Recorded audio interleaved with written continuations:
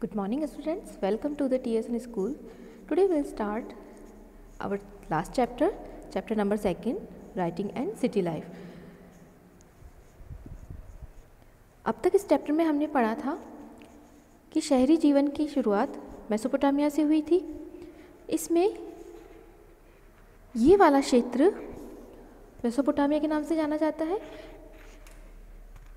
इसकी ज्योग्राफी में हमने पढ़ा था कि फर्टाइल क्रेसेंट के नाम से इस हिस्से को जाना जाता है, जिसमें पहाड़ी क्षेत्र भी है, मरुस्थल भी है और उसके अलावा स्टेपी घास के मैदान भी है। इसके पूर्व में, उत्तर पूर्व में इस वाले क्षेत्र में पहाड़ी क्षेत्र है। साथ ही सबसे पहले यहाँ पर खेती की शुरुआत हुई थी, एग्रीकल्चर स्टार्ट हुआ यहाँ पर अराउंड 7000 BCE टू 6000 BCE। यहाँ की विशेषता यह है कि यहाँ जो पहाड़ियाँ हैं पूरी तरह से ग्रीन ट्रीज कवर्ड है। उसके अलावा यहाँ पर क्लियर वाटर के झरने हैं। साथ ही जो स्टेपी मैदान है वहाँ पर ऊंची भूमि है जहाँ पानी कम है, इसलिए यहाँ, लेकिन यहाँ पर मैदानी भाग है इसलिए यहाँ अच्छी घास होती है। और इसमें जो उनके पालतू जानवर थे, भेड़ बकरियाँ वगैरह, उनके लिए पर्याप्त मात्रा में भोजन मिल जाता था। इसी के साथ डेजर्ट एरिया, वहाँ पर सबसे पहले सिटी डेवलप हुए और उसके अलावा यहाँ पर लैंग्वेज और राइटिंग यहाँ पर शुरुआत हुई थी यहाँ पर। इसके अलावा डेजर्ट में जो पाम है, रेड पाम, उनकी फसल होती थी समर में। और साथ ही यहाँ पर पानी की रिवर्स जो थी उनकी वजह से नदियों में फिशेस भी पर्याप्त मात्रा में थी।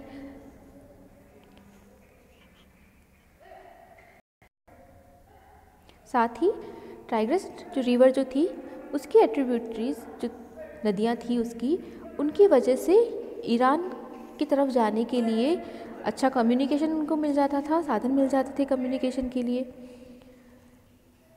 यहाँ पर 4 सभ्यताएं मुख्य रूप से आई, जिनमें सबसे पहले सुमेरियन, जिसकी लैंग्वेज की पढ़ी गई सबसे पहले और उसी के आधार पर इसका नाम सुमेरियन सिविलाइजेशन रखा। उसके बाद अकेडियन, इसके बाद बेबीलोन और असूरियन क्षेत्र, असूरियन ने राज किया वहाँ पर, इसी वजह से उस कल्चर का नाम असूरियन सिविलाइजेशन हुआ।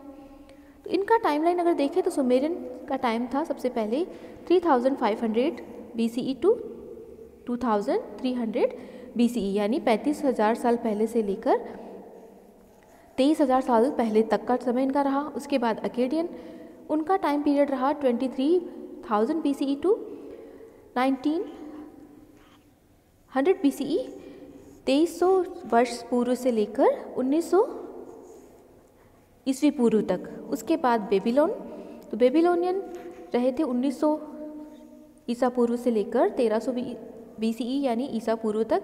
उसके बाद असूरियंस का टाइम था 1300 BCE से 612 ईस्वी पूर्व तक। यहाँ 3 तरह की लैंग्वेज आई। सबसे पहले सुमेरियन, जो अब तक की नोन लैंग्वेज में सबसे पुरानी है। उसके बाद अकेडियन, फिर अरेमाइक। अब मेसोपोटामिया की जो कल्चर था, सिविलाइजेशन था, उसको रीड करने के लिए हमारे पास जो सोर्सेज हैं उनमें सबसे पहले है buildings, statues, ornaments, graves, seals, tools and written जो डॉक्यूमेंट्स हैं वो। लेकिन ये डॉक्यूमेंट्स किस तरह के हैं? ये शिलाओं पे या इस तरह से क्ले की पट्टियाँ हैं उन पर लिखी गई लैंग्वेज में ये हमारे सामने है। इसके 4 पार्ट्स हमने पढ़ ही लिए थे कि नॉर्थ ईस्ट में जो माउंटेन रेंज था, उसके अलावा स्टेपी मैदान थे इसके वेस्ट में, और उसके बाद डेजर्ट था साउथ में।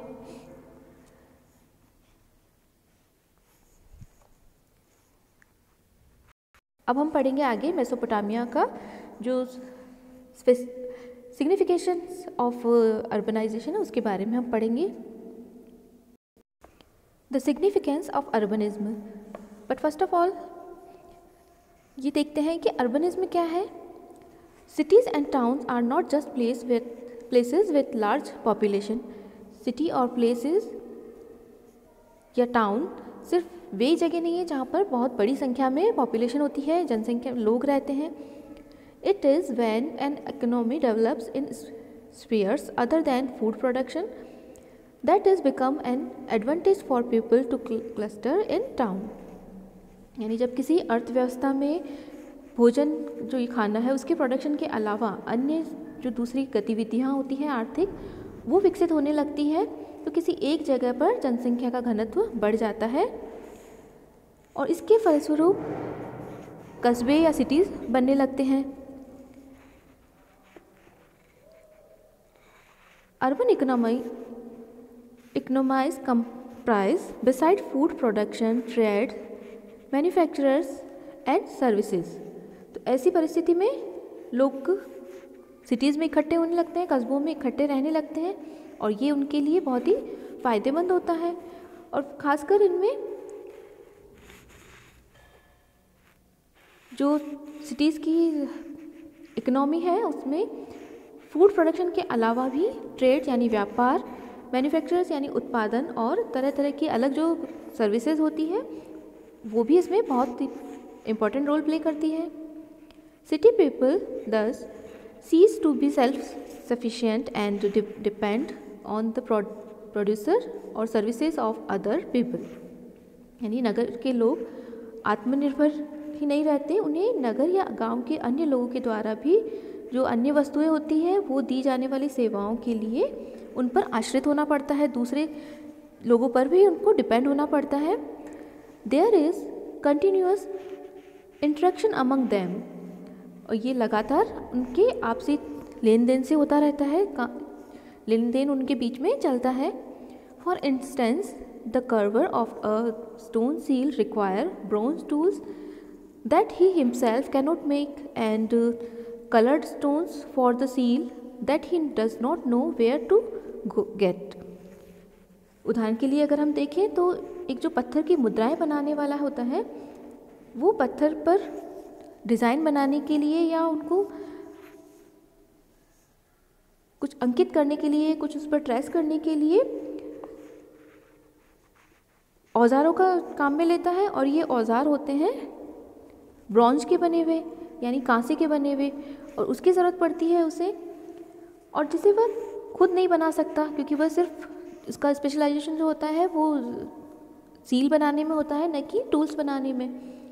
तो इसके लिए वह नहीं जानता है कि उसको मुद्राओं के लिए जो कलर्ड स्टोन है वो और ये जो टूल्स हैं उसके लिए कहाँ से सामान लाना चाहिए और वो कैसे बनाने चाहिए।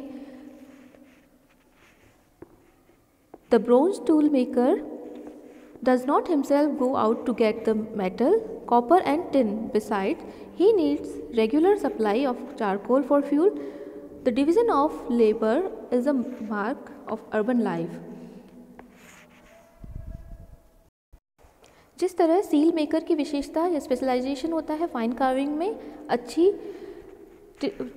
सील बनाने में, न कि व्यापार करने में, उसी तरह जो ब्रोंज टूल मेकर है उसको सिर्फ वो टूल बनाना जानता है, लेकिन उसको जो सामान चाहिए उसके लिए उसे रेगुलर फ्यूल की ज़रूरत होती है।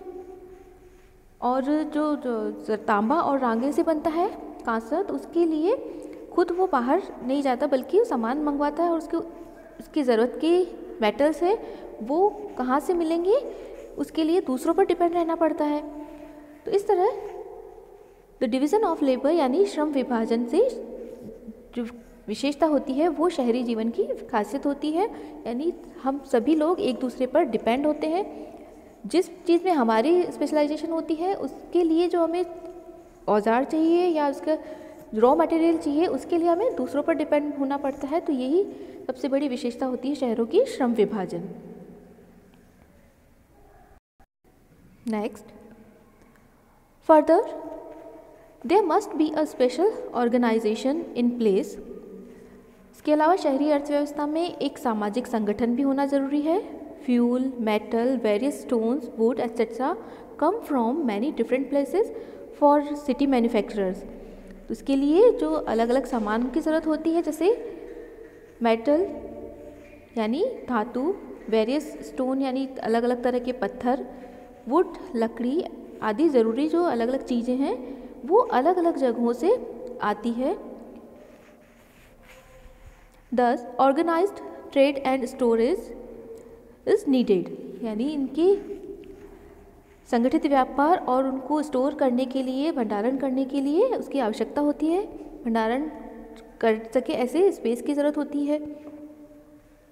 There are deliveries of grain and other food item for the village to the city and food supplies need to be stored the distributed, यानी शहरों में जो अनाज और दूसरे खाद्य सामान हैं, खाद्य पदार्थ हैं, वो गाँव से आते हैं सिटी में और वहाँ पर उनके संग्रह और वितरण के लिए व्यवस्था करनी होती है।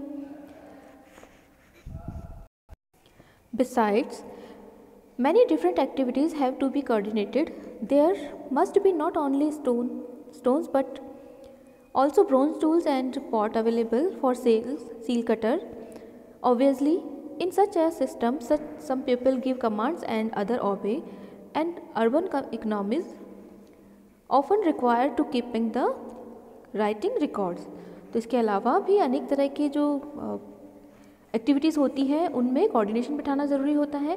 जैसे जो सील कटर है उसको केवल स्टोन ही नहीं चाहिए होते हैं, बल्कि उसे फाइन कर्विंग के लिए औजार को भी ज़रूरत होती है, टूल्स की ज़रूरत होती है और साथ ही बर्तनों की भी ज़रूरत होती है। तो ऐसे में ज़रूरी है कि जो ये सिस्टम है उसमें कुछ लोग कमांड देते हैं, आदेश देते हैं और दूसरे उनका पालन करते हैं, ऑबे करते हैं। और इसके अलावा शहरी व्यवस्था में, सिविलाइजेशन में हिसाब किताब लिखने के लिए, उसके रिकॉर्ड भी रखने के लिए भी, रिकॉर्ड रखने की भी ज़रूरत होती है। The earliest cities in Mesopotamia date back to the Bronze Age around 3000 BCE. Bronze is an alloy of copper and tin. तो मेसोपोटामिया का जो सबसे पुराने जो सिटीज़ है उनका निर्माण जो ब्रॉन्ज एज है यानी कांस्य युग है उससे लगभग 3000 ईस्वी पूर्व में शुरू हो चुका था। और जो ब्रोंज है वो मिश्रण है तांबे और रागे यानी टिन और कॉपर से बनकर बनता है bronze. Using bronze meant procuring these metal often from great distance, यानी कांसे के इस्तेमाल का यानी इसके यूज़ का मतलब है कि ये जो मेटल है वो बहुत दूर दूर से मंगाया जाता था। Metal tools were necessary for accurate carpentry, drilling beads, carving stone seals, cutting cells for inlaid furniture etc. तो ये जो ब्रॉन्ज है उसका यूज़ होता था, जो फर्नीचर का काम करते हैं कारपेंटर उसके सही से काम करने के लिए। इसके अलावा जो बीड्स होते थे, मनके होते थे, मोती, उनमें छेद करने के लिए, पत्थर की जो सील है उसको बनाने में। इसके अलावा जो शेल है, सीपियाँ हैं, उनको काटने के कामों में इस मेटल के जो टूल्स बनते थे उसको काम में लिया जाता था। Mesopotamian weapons were also of bronze. For example, the tip of the spears that you see in the illustration on page number 38. यानी जो मेसोपोटामिया के जो वेपन्स थे, हथियार थे, वो भी कांसे से बनते थे। जैसे हम एग्जाम्पल देखें तो जो स्पीयर है यानी भाले की जो नोक है, टिप है, वो कांसे की बनी होती थी और इसकी पिक्चर पेज नंबर 38 पे दी हुई है जिसमें हम इसको देख सकते हैं। Next, the Varka head. This woman head was sculpted in white marble on Uruk before 3000 BCE. यानी 3000 BCE यानी ईसा पूर्व उरुक जो एक सिटी है मेसोपोटामिया की, वहाँ पर इस लेडी का हेड मिला था जो कि वाइट मार्बल से बना हुआ है, तराश कर उसको बनाया गया है। The eyes and eyebrows probably have taken lapis lazuli and shell and bitumen inlays respectively. यानी जो उसकी आँखें और आईब्रोज थी वो एक पत्थर आता है नीले लाजवर्त करके, लेपिस लेजुली, और उसकी जो सीप से उसकी आँखें और उसमें आँखों के अंदर काले डामर या बिटुमेन से उसकी जड़ाई की गई थी, उसको आँखें बनाई गई थी। There is a groove along the top of the head, perhaps for an ornament. और उसके सिर के ऊपर एक ग्रूव बनाया गया था, एक खांचा जैसा बनाया गया था जो शायद किसी ऑर्नामेंट को पहनने के लिए बनाया गया था। This is a world famous piece of sculpture admired for the delicate modeling of the woman's mouth, chin and cheeks.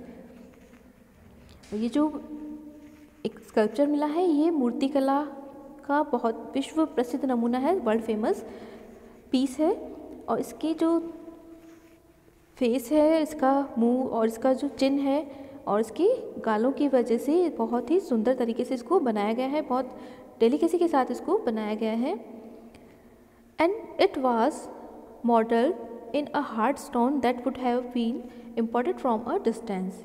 यानी इसको बनाने के लिए जिस पत्थर को तराशा गया है वह बहुत ही दूरी से मंगाया गया क्योंकि ये पत्थर वहाँ पर नहीं मिलता था।